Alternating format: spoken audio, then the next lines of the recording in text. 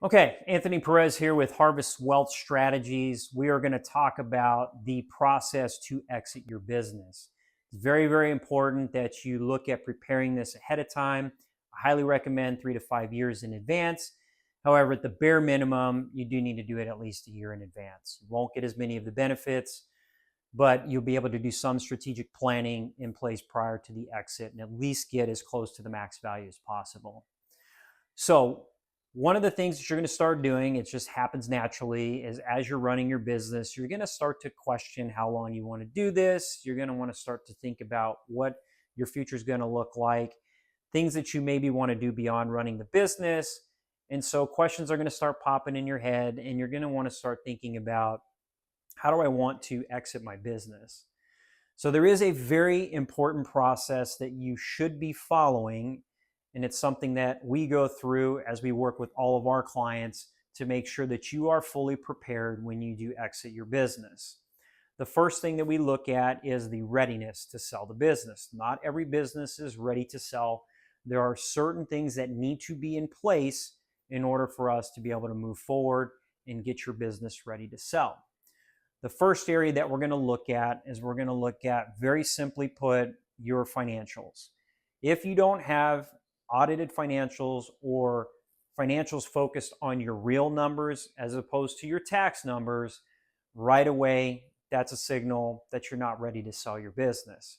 When I compare real number to tax number, a lot of us are taught early on when we open our business to try to write off as much as possible so we're not paying as much taxes. That's the complete opposite when you're getting ready to sell your business. You want to show your real numbers because you want to show the true profitability of your business, which means that in most cases you will be paying more taxes. So that's the first thing we're going to look at. The second thing we're going to look at is how well your business is prepared in terms of your intangible assets. These areas you can't see them from a financial standpoint. So they're hard to quantify, but they're definitely areas that are going to drive the majority of the value of your business. Intangible asset number one is your employee capital. When we look at employee capital, we're looking at starting at your leadership team. Do you have the right individuals in place that will be able to continue to run the business once you have exited? The other areas that we are going to look at are going to be employee tenure, employee retention, and do you have the right processes in place to attract the top talent in the marketplace? If you don't have these in place, again, you're not ready to sell your business. Second area that we'll focus on is your client capital. If you have the majority of your business tied into a handful of clients, nobody is going to want to acquire your business just purely from the risk management standpoint. Should you lose one or two of those clients, it could have a significant impact on your business. So if you only have a handful of clients, again, you're not in a position to sell your business. The next area is going to be your structural capital. We're going to look at areas like your processes, your technology, what that client experience looks like from end to end. There's a lot of different factors that go into this, but in essence, it's all around operational efficiency, and it's how do you compare to your competitors as it relates to being able to be as efficient as possible when you are operating your business. So again, if you don't have things such as standard operating procedures, you don't have the right technology in place, and in this day and age, if you don't have some component of AI that's incorporated in your business, once again, you're not going to be in a position to be ready to sell. The next component is going to be your social capital. This is going to focus on your branding, your vision, your mission, your core values, how you treat your employees. What does that look like? So if you don't have those in place, starting with something as basic as a mission statement, vision statement, core values, and you don't have anything that represents your brand, again, you're not going to be ready to sell your business.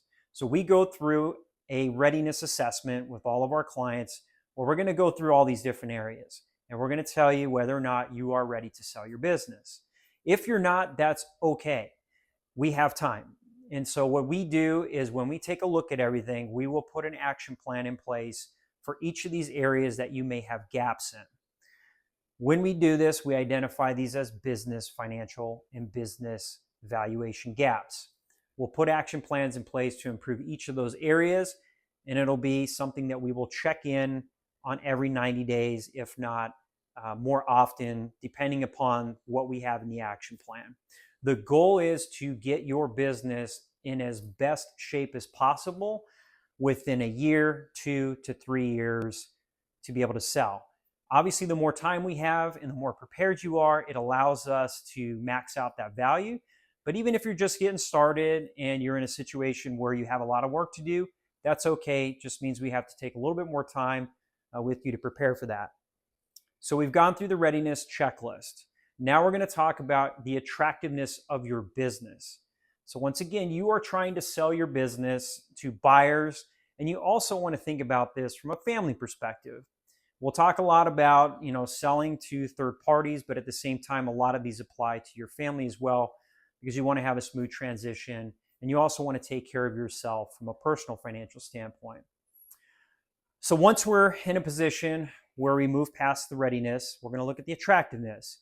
I talked about the 4 intangible assets that we will look at. These are areas that potential buyers will want to know so that they have an idea of the type of investment or the type of business that they will be acquiring. So the next step after that is we are going to start with a business valuation. So the questions you want to start asking yourself now, if you haven't already, is have you had a formal business valuation, and what was the purpose behind the business valuation? A lot of clients that I work with, they have a number in their head. They hear from their friends, the multiple is this, the range is that. And let's be honest here, we all think our businesses are a lot more attractive than what they really are. So it's important for you to have a formal business valuation. So we will put that in place for you. Even if you've got a formal business valuation in place, if it's been longer than 1 year, you should do it again. We will do it annually for you to make sure that we are moving in the right direction of increasing the value of your business.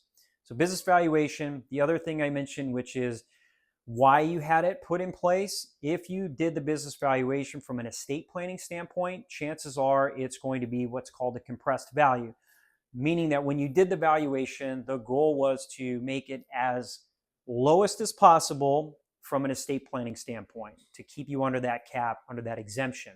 So that may not be a true reflection of the value of your business. So those are the things that you want to think about when you are starting to consider how you want to put that business valuation in place.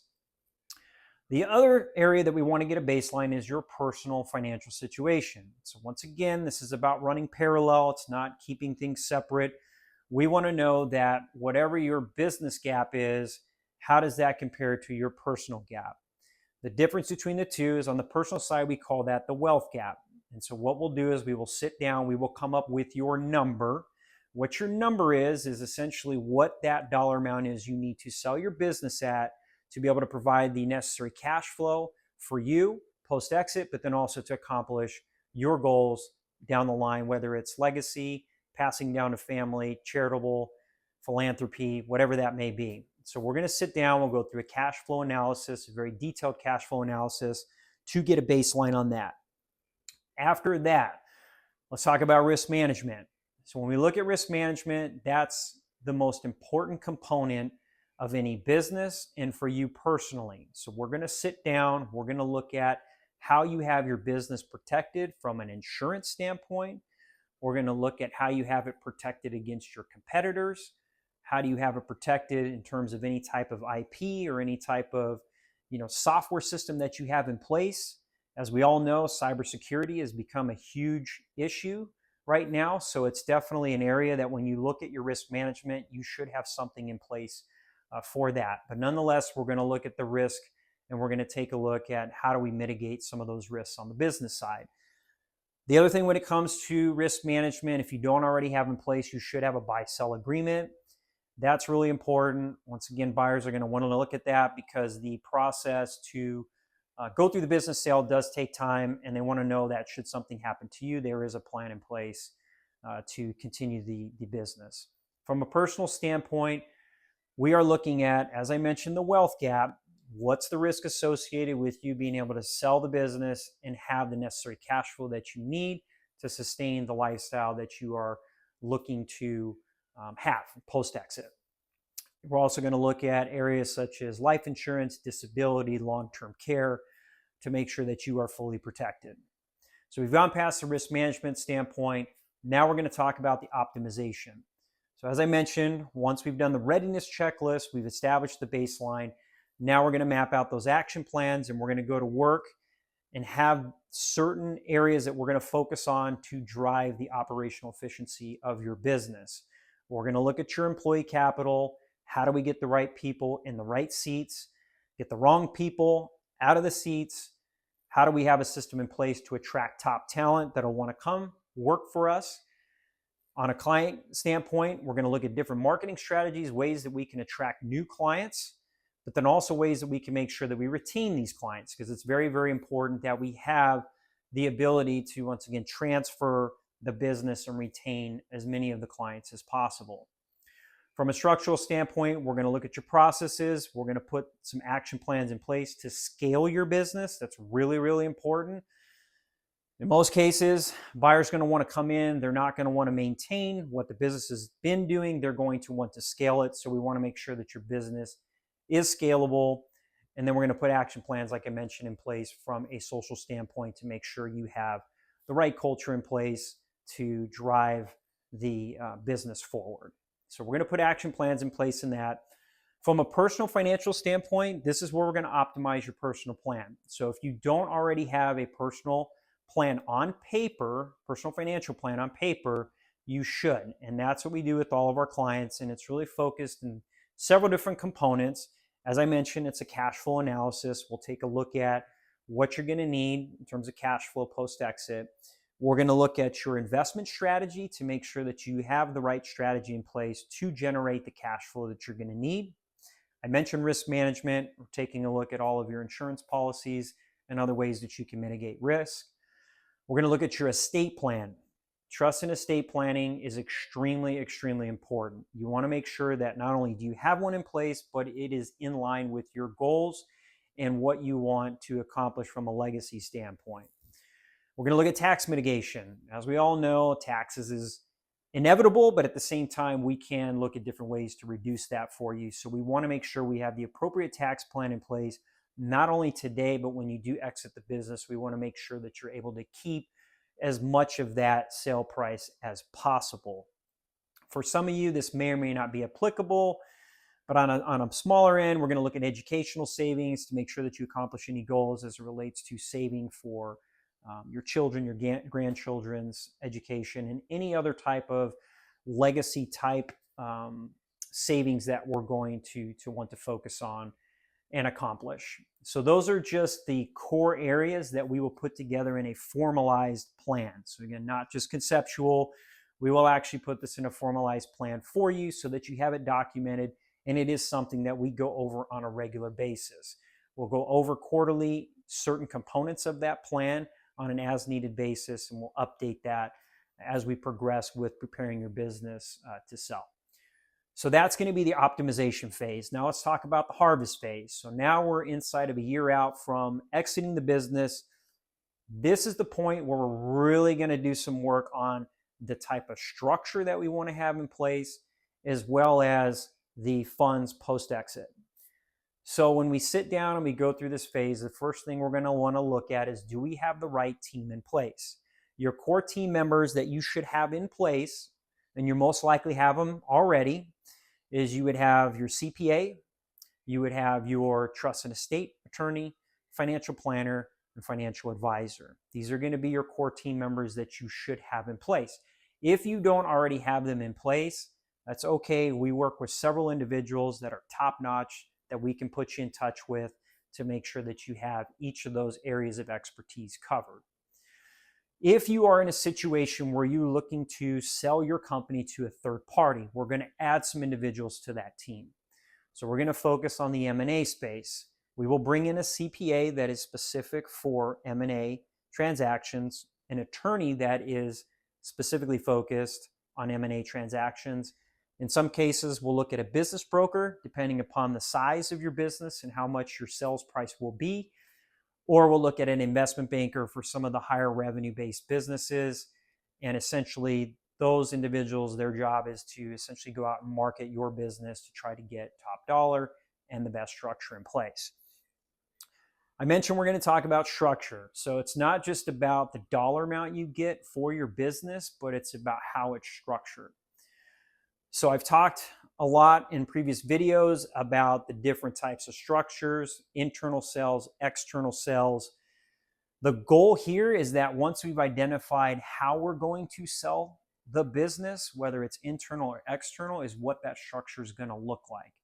This is where we're going to go back to make sure it ties into your personal financial plan, because this determines the type of cash flow you're going to need, how much you're going to need up front as compared to how much you can potentially afford to defer through installment payments. And then also from a tax perspective, what's going to make the most sense for you. So we're going to take a look at that structure, all of this happening within that 1 year window right before we're going to sell the business. The other area that we're going to look at is your personal plan. A lot of times we focus so much on the financial aspect, you forget to think about what you are going to do day one after you exit your business. You have to have some type of plan in place, and that's what we'll work on with you. At the very least, within that 1 year period, trying to figure out how you're going to fill your time, what that new identity is going to look for you post-exit. So all this is leading up to the actual sale of the business. So, okay, we sell the business, journey doesn't stop there. We have to continue to monitor your personal financial situation. So now that you've exited the business, in some cases, you may have got your lump sum check. Now we're moving on just purely to the personal financial side. In some cases, you may have gotten installment notes where you're going to get payments. It's at that point that we're going to update your cash flow analysis, and we're going to continue to work with you on a regular basis as long as you want to work with us and we have the right financial plan in place that we revisit on a regular basis. So our relationships with our clients starts well in advance of your business exit. We provide all different kinds of services that we can help you with, from preparing your business to sell to preparing you personally from a financial standpoint, and obviously having a personal plan in place, all the way leading up to the exit and beyond. So we would love the opportunity to work with you. That's just a quick overview of what our process looks like. There's a lot more that goes into it, but that's just at a high level what we can do for you. And so if you have any questions or you'd love to just kind of chat to see if what we do might work for you, feel free to reach out to us. You can click on the link around this video, or you can DM us and we can get back to you and set something up. There is a link on here as well if you are checking us out on LinkedIn, where you can schedule your free complimentary session, where it's an opportunity for us to get to meet, to know you, answer any questions you may have, and should you decide to work with us, we would really love the opportunity to do so. So thanks for listening, and we look forward to hearing from you.